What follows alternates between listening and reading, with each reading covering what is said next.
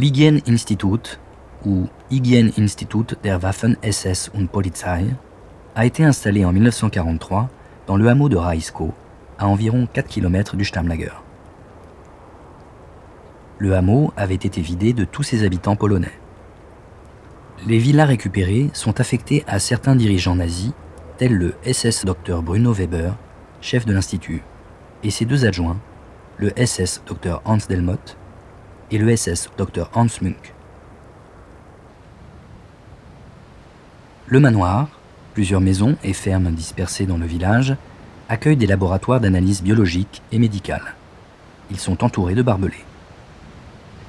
L'Institut d'hygiène de Rajsko ne dépend pas de la Kommandantur d'Auschwitz, mais de l'Institut d'hygiène des armées SS à Berlin, dont le chef est le SS Dr Joachim Mrugowski. En 1944, plus de 12 000 analyses sont réalisées, certaines en collaboration avec le célèbre Institut d'anthropologie, d'hérédité humaine et d'eugénisme de Berlin-Dahlem, le Kaiser Wilhelm Institut. Cet organisme donne son assise scientifique à la politique raciale nazie. Les meurtres de masse sont menés à Auschwitz au nom de ces théories raciales. Les médecins SS sont présents à toutes les étapes du processus. Par ailleurs, la surveillance vétérinaire des élevages et des analyses de tout ce qui est consommé par les SS sont régulièrement effectuées par les laboratoires de Rajsko. 2 médecins français affectés à cet institut d'hygiène ont témoigné.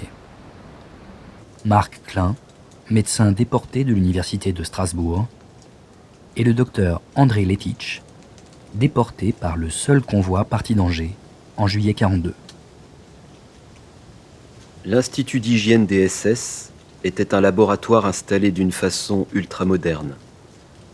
Presque tous les instruments, étuves, centrifugeuses, etc., portaient la marque Jouan Paris. L'Institut comprenait, au rez-de-chaussée, laboratoire de bactériologie, laboratoire de biologie, d'histologie et d'anatomie pathologique, et cuisine pour les milieux de culture.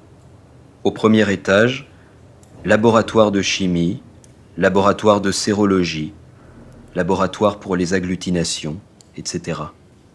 Au deuxième étage était installé un laboratoire de recherche. Au laboratoire, chacun ne devait travailler que dans une seule branche. C'est ainsi, par exemple, que personnellement, j'étais affecté aux travaux de la diphtérie.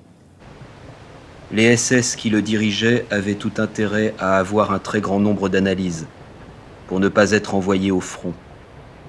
Notre chef, le docteur Weber, avait entrepris divers travaux scientifiques, et pour tous ces travaux, il y avait toujours des détenus qui lui servaient de cobayes. Après son grand dada qui était les globulines, sérum test pour groupe sanguin, il voulait trouver un diurétique. Ce fut un jour des cafards desséchés et broyés que les détenus devaient avaler à doses différentes. Ceux-ci étaient soumis à un régime spécial, c'est-à-dire ne devaient rien manger ni boire pendant 24 heures, et les urines leur étaient prélevées par une sonde à demeure. Le docteur Delmotte fit sa thèse sur les modifications du suc gastrique au cours du typhus exanthématique. Dans ce but, il prélevait plusieurs fois par jour à des détenus malades leur suc digestif et les torturait pour cette opération. Le docteur Munk, lui, prétendait que l'origine des douleurs rhumatismales provenait de granulomes dentaires et qu'on faisait des injections de filtrats streptococciques à des rhumatisants.